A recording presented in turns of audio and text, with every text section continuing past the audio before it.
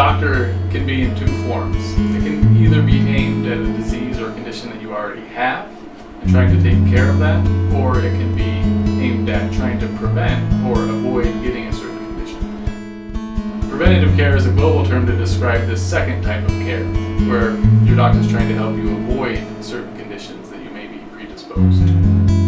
Common conditions addressed in preventative care would be heart disease, such as high blood pressure, coronary artery disease, or the avoidance of a heart attack.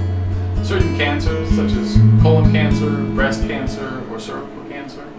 And then other conditions like diabetes or obesity. Preventative care starts in early childhood with immunizations and continues throughout the rest of your life. The benefit of preventative care is the avoidance of disease and the suffering that might go along with it. Preventative care differs for each individual based on your age, sex, and individual risk factors.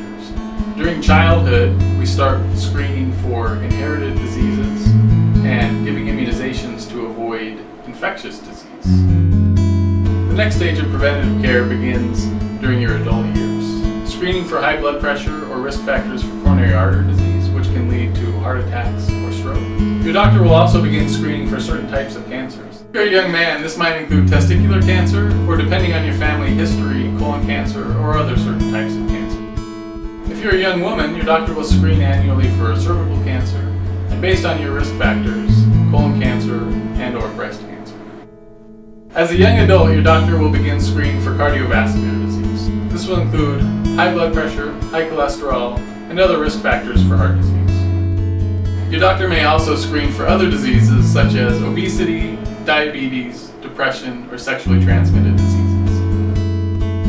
Cardiovascular screening during your 40s and 50s becomes a yearly thing. Your doctor will check your blood pressure, monitor your cholesterol levels, and talk to you about other risk factors for heart disease or stroke.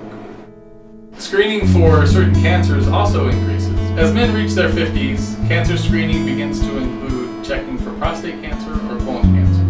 The frequency and intensity of screening depends on your individual risk factors and should be discussed with your doctor. Yearly preventative visits are an important part of your ongoing care throughout life.